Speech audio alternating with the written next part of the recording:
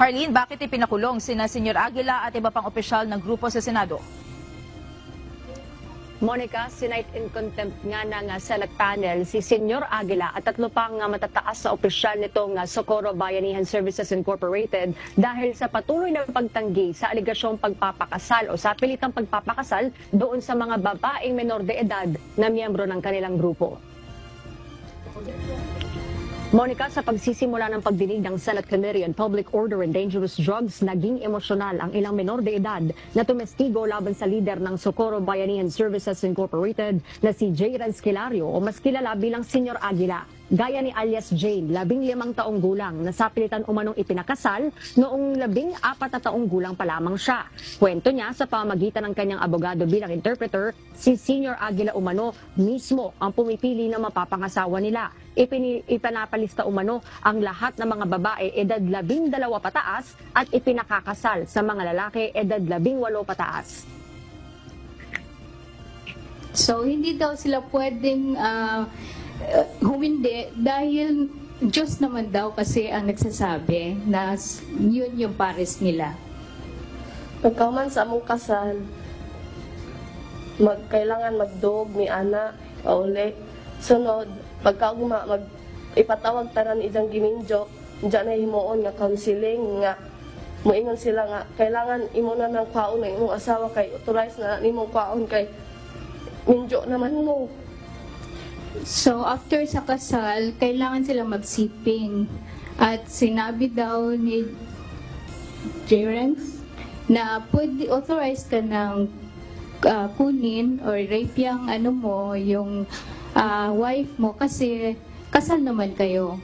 So, sinasabi na nagkakasala sila pag hindi sila pumayag na i-sex ng kanilang mga husbands, Your Honor. Kakausapin sila, Your Honor. Sasabihin na maimpyerno sila pag hindi sila pumayag. Monica, dagdag niya, kapag hindi sila sumunod sa mga utos ni Senyor Aguila, pinaparusahan umano sila gamit ang isang ruleta. Ito ang magtatakda ng kanilang kahihinatnan batay sa kalalabasan ng pag-ikot nito. Sa kanyang kaso, pagpadel umano ang kanyang naranasan. Kung hindi sila susunod, mayroon silang paddle, may ruleta, at restricted, Your Honor. Hindi rin napigilang maiyak ng 12 taong gulang na si alias Renz. Anya, sinanay umano siya para maging sundalo at sako-sakong armas din umano ang nakita niya. Imbes na pag-aralin, pinapagtrabaho umano sila, gaya ng pagkuha ng buhangin para gamitin sa kanilang barracks. Pero Renz, bakit ka ba tumakas sa kapihan? Kay wala may eskwela sa kaya bisag 12 edad di pagyamo ko gibubusuhan. Wala kasi silang pag-aaral, Your Honor, at 12 na yung edad niya, hindi pa siya marunong sumulat. Itinanggi naman ni Senyor Aguila ang aligasyon na hindi pinapayagang mag-aral ang mga bata, bagay na kinontra ni Socorro Mayor Riza Timkang dahil nakapagtala umano ang Department of Education ng massive dropout ng mahigit 800 estudyante noong 2019. Kanang mga kuwan, kanang mga bata, nanghambog na sir. Ato. Nanghambog Ito na mga bata na ito, nagyayabang lang. Ang pagkanan na sir sa delito kay nanon siya kasuko sa abong grupo sa bayanihan. Mga bata ba, pwede mag-aral habang sila ay nasa loob ng kapihan? Pwede silang lumabas, mag-aral sa baba? Pwede sir.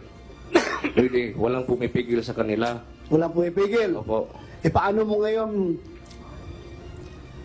paano itong sinasabi nila na hindi sila makalabas? Hindi po yan totoo sir. Itinanggi rin ni na Senyor Aguila at iba pang matataas na opisyal ng grupo ang umano'y sa pilitang pagpapakasal sa kanilang mga miyembro. Nangyayari po ba ang child marriages sa kapihan, Senyor Aguila? Mr. Kilario? Hindi po nangyari.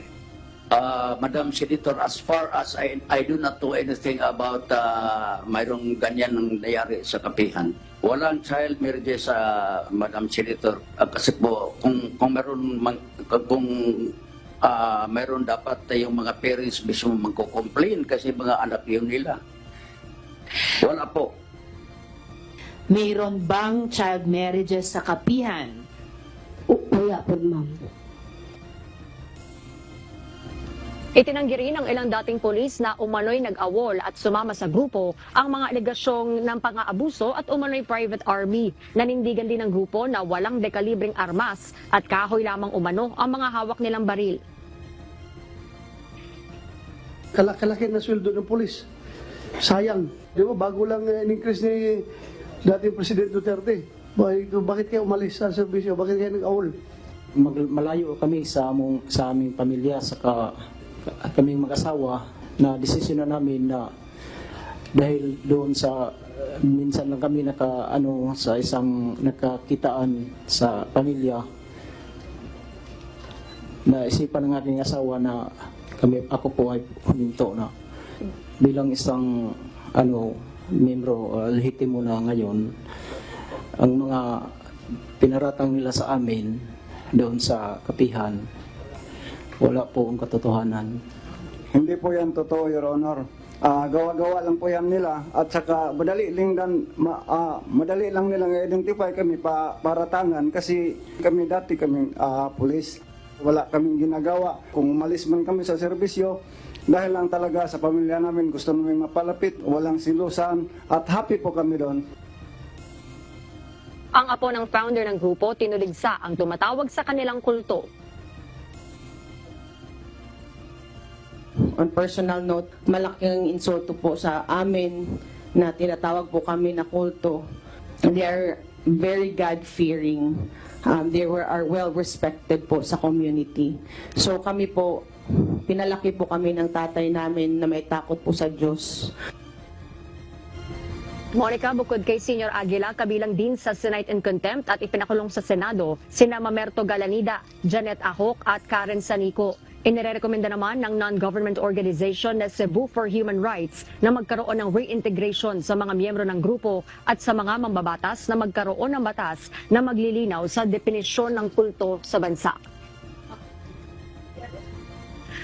Monica, humihiling nga yung Department of Justice sa Senado na mapayagan yung mga opisyal nitong Socorro Bayanihan Services Incorporated na mapayagan na maka-attend doon sa gagawing initial hearing para sa preliminary investigation sa October 9 yan, Monica, para doon sa mga kasong inihain sa kanila. Samantala, yung Commission on Human Rights naman ay magsusumite ng kanilang initial report sa Senado kaugnay ng kanilang investigasyon kung saan lumalabas, Monica, na nagkaroon talaga ng forced marriage. Ganoon din yung sa paglabag sa access to education, maging dun sa freedom of movement ng kanilang mga miyembro. Pagkatapos ng hearing, Monica, nagkaroon ng pagkakataon yung mga miyembro ng media na makapanayam si Senator Ronald De La Rosa at doon niya kinumpirma na plano ng kanyang komite na isagawa yung susunod na hearing doon na mismo sa sitio Kapihan at doon na itutuloy yung pagtatanong para doon sa mga miyembro ng sinasabing kulto nitong SBSI. At kung si Senator De La Rosa daw ang tatanungin, ay sa tingin niya ay hindi lang si Senior Aguila